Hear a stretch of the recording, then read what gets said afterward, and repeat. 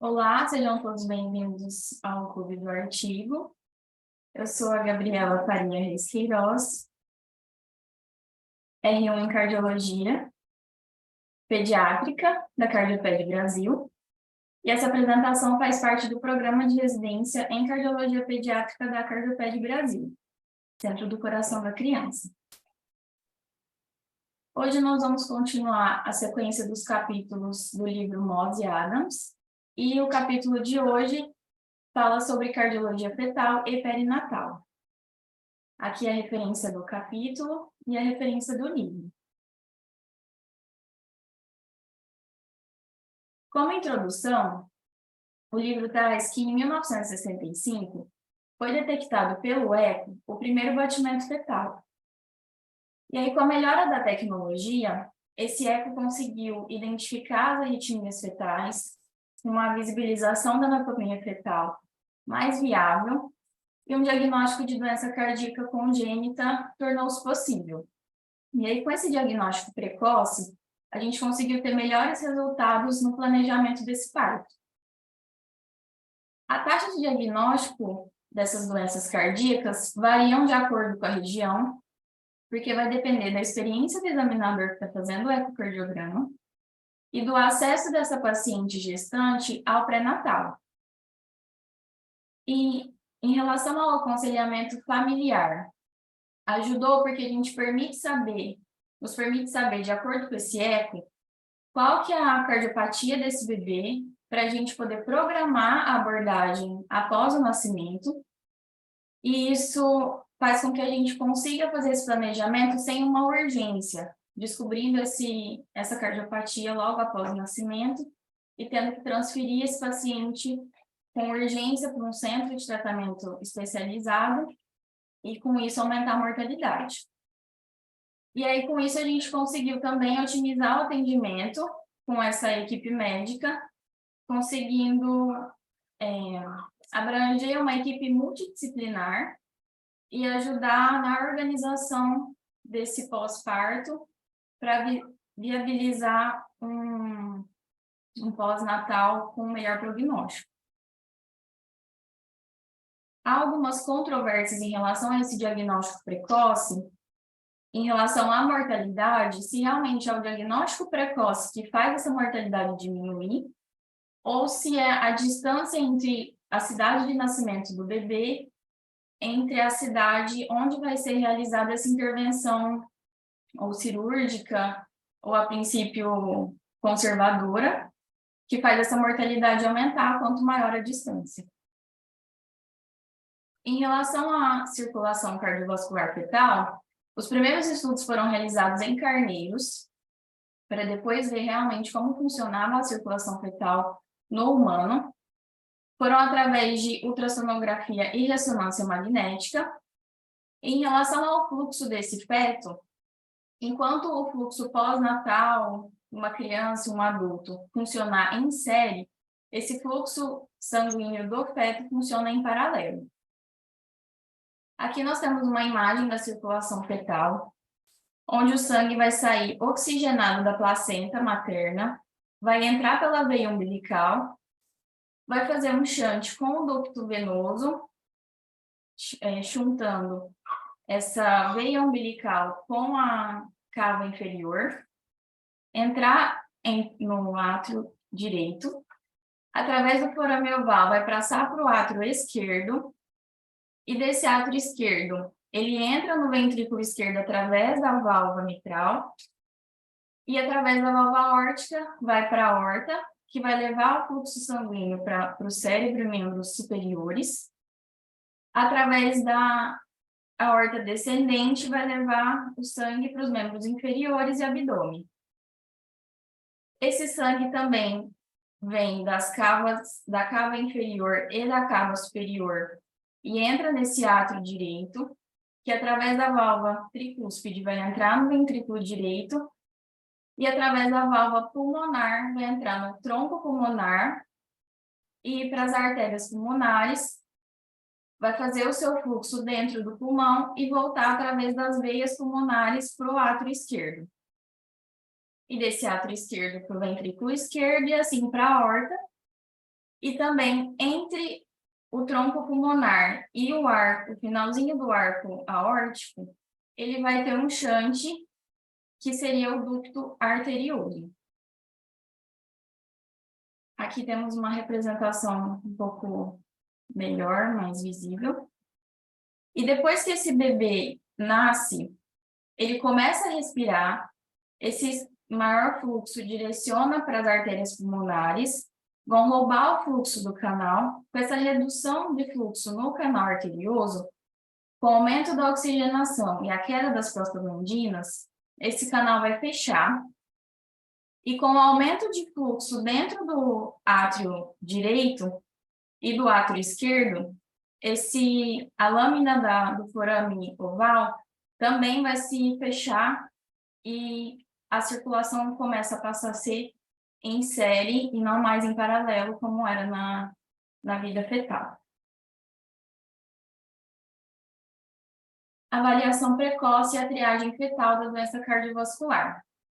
Antigamente era feita uma varredura mais simples, onde visibilizava apenas através do ângulo 4 câmeras. E aí, daí para frente, passou-se a fazer uma varredura estendida, onde também pegava as vias de saída de ventrículo esquerdo e ventrículo direito, diagnosticando outras cardiopatias que não eram visibilizadas antes. Esse exame de triagem pode ser feito, geralmente é feito a partir de 18 a 22 semanas, mas pode ser feito anteriormente para avaliar outras características. Quando tem alguma alteração que fala a favor de anormalidades cromossômicas, já avaliando algumas partes cardíacas que podem pressupor uma cardiopatia mais para frente, como uma regurgitação tricúspide, um eixo cardíaco alterado e artéria subclávia aberrante à direita. E essa avaliação precoce faz com que tenha uma diminuição da especificidade e sensibilidade de diagnóstico dessa cardiopatia. Então, quanto maior a progressão dessa gestação, mais fácil de visibilizar as cardiopatias congênitas. Aqui nós temos que ele traz as indicações do ecocardiograma fetal. No feto, as principais indicações são quando tem uma translucência nucal aumentada, uma suspeita de doença cardíaca congênita no ultrassom de rotina, defeitos congênitos extracardíacos, que nós vamos falar mais para frente, e risco de falência cardíaca no parto desse bebê, que também a gente vai falar de alguns fatores mais para frente. As indicações maternas. Quando a gente tem uma diabetes gestacional, que pode predispor a um trombos arteriosos, uma transposição de grandes artérias, ventrículos únicos e síndromes heterotáxicas. Também em relação à fenilcetonúria, quando essa fenilcetonúria na mãe está maior do que 10, também predispõe a algumas cardiopatias. E doenças autoimunes na mãe que podem desencadear uma miocardite, cardiomiopatias, fibroelastose endocárdica, arritmias ventriculares e displasia de válvulas. Um outro fator de indicação também é uma história familiar de doença cardíaca congênita, principalmente a válvula aórtica bicúspide, tetralogia de Fallot, defeito de septo atrioventricular e estenose pulmonar.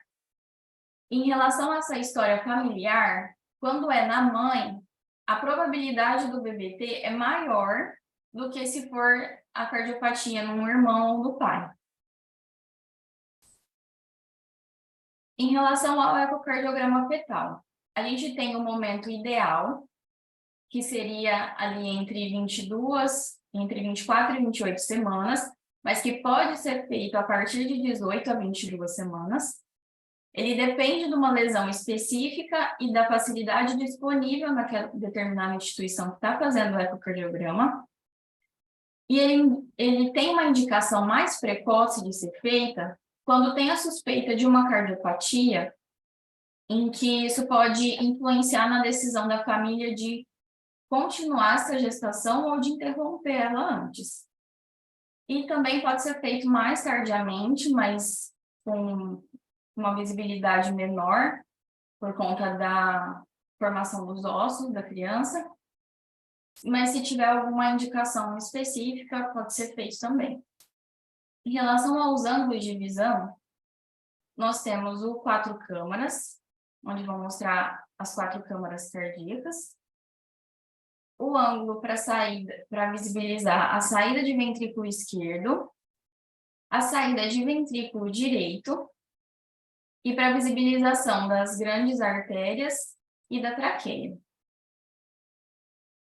Aqui em outros ângulos, nós temos à esquerda um eixo curto mais alto, visibilizando as grandes artérias, e um eixo curto mais baixo, visibilizando os ventrículos.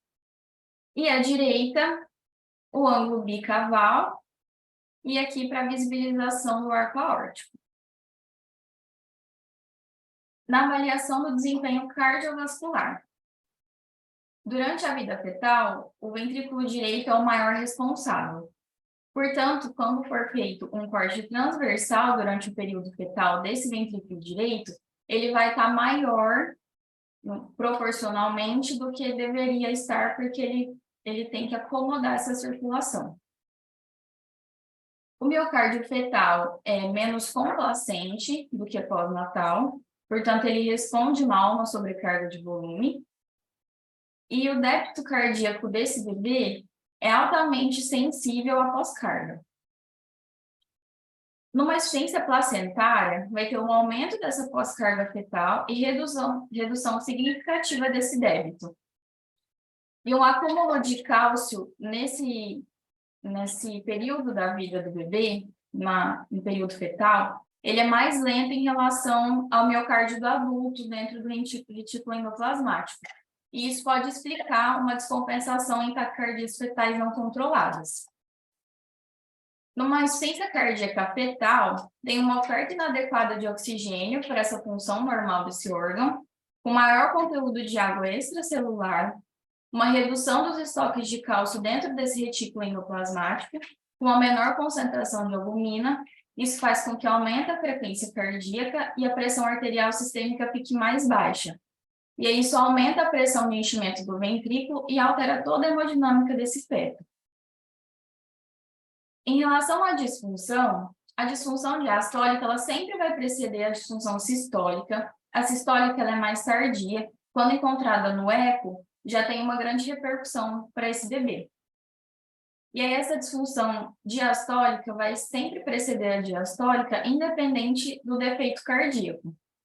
E aí, conforme essa insuficiência cardíaca progride, vai ter os acúmulos de líquidos nas cavidades, como derrame pleural, derrame pericárdico, ascite. E quando a gente tem um acúmulo de líquidos em 2 ou mais cavidades, isso a gente faz o diagnóstico de hidroxia fetal, que é o nosso principal motivo de intervenção precoce, porque é a complicação com maior mortalidade. Em relação às cardiopatias congênitas, ele cita as principais lesões, que são os defeitos de septo ventricular, defeito de septo atrioventricular, transposição de grandes artérias, janela aortopulmonar, dupla via de saída do ventrículo direito, tetralogia de Fallot e atresia pulmonar com defeito de septo, troncos arteriosos, atresia pulmonar com septo íntegro, arco aórtico hipoplásico e coarctação de aorta, a síndrome da hipoplasia do coração esquerdo e estenose aórtica. Alguns outros defeitos de ventrículo único, desordens de válvula tricúspide, conexão anômala de veias pulmonares e heterotaxias.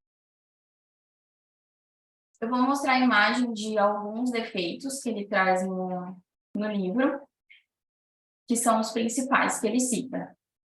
Aqui nós temos um defeito de septo, que geralmente é associado principalmente à trissomia do 21, tanto aqui quanto aqui. Aqui uma transposição de grandes artérias, onde a aorta sai do ventrículo direito e o tronco pulmonar do ventrículo esquerdo.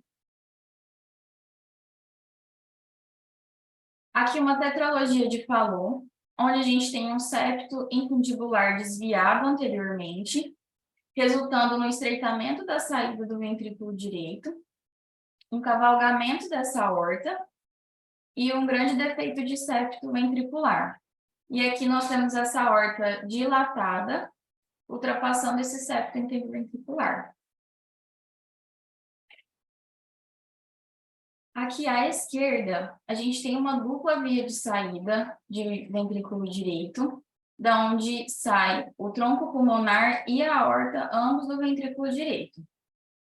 E à direita, o eco mostra uma janela aortopulmonar com uma comunicação entre a aorta e o tronco pulmonar. E por último, ele traz a hipoplasia do coração esquerdo, onde tem-se um ventrículo esquerdo menor e mais hipertrófico em ambas as imagens. Outras condições cardiovasculares que ele traz, que tem uma manifestação cardiovascular, mas não é um defeito propriamente dito, são as cardiomiopatias, são relativamente comuns, encontradas nesse feto, mas que geralmente são secundárias a outro defeito. Também temos os tumores. O mais comum é o rabdomioma, e geralmente encontrado em septo ventricular. Ele geralmente regride na vida pós-natal, mas ele tem uma importância durante a vida fetal, porque ele pode causar obstrução das vias de saída dos ventrículos. E também temos o derrame pericárdico, que ele pode ser relacionado a um alto risco, a uma outra doença com um alto risco, porque raramente ele é isolado, mas que geralmente tem um prognóstico favorável pós-natal com reabsorção. Em relação às condições extracardíacas, que têm manifestações cardíacas, são a síndrome da transfusão feto-fetal, onde vai ser uma gestação gemelar, em que temos um feto receptor e um feto doador. Esse feto receptor, ele vai ser polidrâmino e pode ter vários graus de cardiomiopatia. Já o doador, ele é oligodrâmino e geralmente não apresenta nenhum achado cardíaco. Essa síndrome ocorre por uma anomalia das conexões placentárias, numa gestação monocoriônica e diamniótica, e as cardiopatias encontradas nesse feto receptor é uma hipertrofia ventricular, regurgitação valvar, cardiomegalia, influxo monofásico da válvula atrioventricular e uma disfunção sistólica. Também pode ser encontrada uma perfusão arterial gemelar invertida, que é quando nós temos os dois fetos gemelares, um deles tem uma disfunção cardíaca, e aí, portanto, o outro torna-se a bomba cardíaca desse que tem a disfunção. É uma condição rara, e esse bebê que funciona como bomba também vai apresentar um grau de disfunção pós o nascimento. Em relação à hérnia diafragmática congênita, por conta desse conteúdo abdominal entrar para dentro do tórax, ao longo da gestação pode acarretar numa hipoplasia, uma hipertensão pulmonar ou até uma hipoplasia do coração esquerdo. O teratoma sacrococcígeo é uma formação vascular de alto fluxo, que também pode ser encontrada durante a gestação. Também temos a ectopia cordis, que geralmente é rara, mas é letal, e ela é associada a defeitos estruturais, principalmente troncais. E temos também a pentalogia de Cantrell, que vai ter uma deficiência diafragmática anterior, com defeito de linha média da parede abdominal, defeito do pericárdio diafragmático e defeito de externo inferior associado a algum defeito cardíaco. E por último, nós temos a onfalocele e a gastroscise. A onfalocele geralmente é associada a algum defeito cardíaco, enquanto a gastroscise raramente vai ser encontrada junto com o achado cardíaco. Em relação às arritmias fetais visíveis no eco, a gente pode ter um ritmo irregular, bradicardia e taquicardia. Esse ritmo irregular geralmente é associado à presença de um septo primum, aneurismático e flexível, principalmente de origem atrial, é benigno, mas também pode levar a uma taquicardia supraventricular. Na bradicardia, a gente pode ter o sinusal, que é relacionado a doenças autoimunes infecciosas, em relação a medicamentos e distúrbios eletrolíticos. E também podemos ter o bloqueio de bigeminismo atrial e bloqueio atrioventricular, que estão relacionados a doenças autoimunes ou distúrbio do sistema de condução, e geralmente tem um prognóstico ruim se for associado a um defeito cardíaco estrutural. Tem um maior risco de morte nesse bloqueio atrioventricular quando é diagnosticado com menos de 20 semanas, ou se essa frequência ventricular é menor do que 50 batimentos por minuto, ou se for relacionado a uma hidropsia fetal ou uma função ventricular esquerda prejudicada. Já nas taquicardias, são encontradas quando tem uma frequência maior do que 180, são relacionadas principalmente à tirotoxicose fetal, e o mais comum de ser encontrado é a taquicardia supraventricular, que vai ser melhor vista entre 24 a 32 semanas, mas também podemos encontrar um flutter atrial, e geralmente esses dois estão relacionados a miocardite e bloqueio atrioventricular. E aí o principal objetivo de tratamento dessas arritmias é evitar a hidropsia fetal. Nas desordens genéticas associadas, comumente são encontradas as aneuploidias, duplicações e deleções cromossômicas parciais, mutações de um único gene, distúrbios mitocondriais ou condições multifatoriais. Elas podem estar associadas à doença coronariana grave, e os principais testes recomendados durante a gestação são os grandes testes para aneuploidias, que é a trissomia do 21, trissomia do 18 e do 13, e a síndrome de Turner, e também o FISH para deleção do braço longo do cromossomo 22. O livro traz que alguns estudos sugerem que todas as crianças com defeitos cardíacos deveriam fazer uma avaliação genética pela alta associação dessas desordens genéticas com defeitos cardiovasculares. E o principal deles é o defeito de septo, e dependendo do tipo desse defeito do septo, pode ser relacionado a determinada condição genética. Nas intervenções cardíacas fetais, pode ser uma intervenção farmacológica, ultrassonográfica ou por procedimentos invasivos, principalmente cateterismo.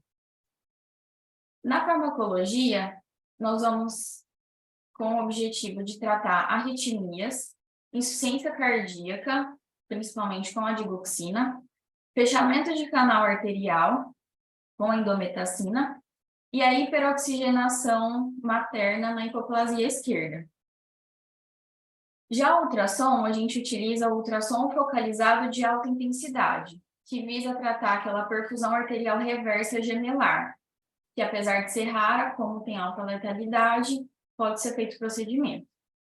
E procedimentos invasivos, que ele até cita o procedimento aberto, por cirurgia aberta, mas que por conta da alta mortalidade raramente é feito, e geralmente é feito por cateterismo, quando visa uma valvoplastia aórtica, intervenção de septo atrial numa síndrome da hipoplasia do coração esquerdo com um septo atrial restritivo ou íntegro, e outras valvoplastias.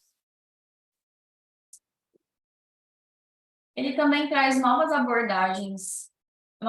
modalidades de abordagem de imagem fetal, que seria a ressonância cardíaca fetal, que numa criança e no adulto, ela tem uma maior precisão de estrutura, função e fluxo desse sistema cardiovascular, mas que no feto tem uma certa dificuldade por conta da dimensão das estruturas, um ritmo cardíaco acelerado, um movimento imprevisível desse feto e a falta de acesso de um sinal de eletrocardiograma para acompanhar essas imagens cardíacas.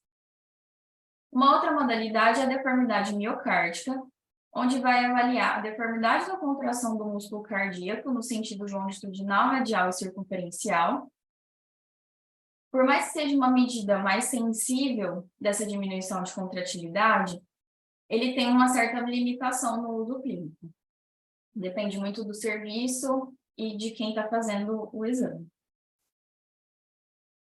E, por último, ele traz sobre o aconselhamento familiar em relação a esse diagnóstico intraútero. A gente precisa ter uma equipe multidisciplinar, onde vai incluir um cardiologista clínico, cirurgião, cardiologista intervencionista, conselheiros genéticos, especialistas em medicina materno-fetal, neonatologistas, coordenadores de enfermagem, assistentes sociais e conselheiros financeiros. A abordagem desse diagnóstico em relação à família deve ser individualizada, porque depende do entendimento desses pais. E aí o jeito melhor que ele traz a gente explicar para essa família é através de desenhos, onde esses pais entendam o desenho que a gente está proporcionando para eles, e eles possam levar para casa, para que eles consigam pesquisar sobre o assunto, e até se eles preferirem pesquisar na internet, a gente consiga proporcionar um site confiável, onde eles possam se conectar com a doença, descobrir mais coisas sobre isso e consigam ter um grupo de apoio, onde outras famílias tenham o mesmo diagnóstico e eles consigam se ajudar. Também tem uma necessidade da gente abordar para eles como que isso pode mudar ao longo da gestação, que algumas doenças a gente não consiga ver durante esse exame, mas que isso não exclui esse diagnóstico, e que ao longo do tempo pode ter algumas complicações, podem ter uma necessidade de abordagem, e a gente também precisa explicar a probabilidade de sucesso de cada uma dessas abordagens. E o principal que ele traz em relação à redução de mortalidade e organização em relação a esse parto é que o serviço onde esse bebê vai nascer seja próximo ao serviço onde tem a intervenção adequada para ele. E que o profissional que vai fazer a recepção de sala de parto seja especializado nesse tipo de atendimento para conseguir organizar esse pós-parto até que esse bebê chegue ao centro de referência para uma adequada abordagem. Bom, é isso. Essas são as minhas referências. Muito obrigada.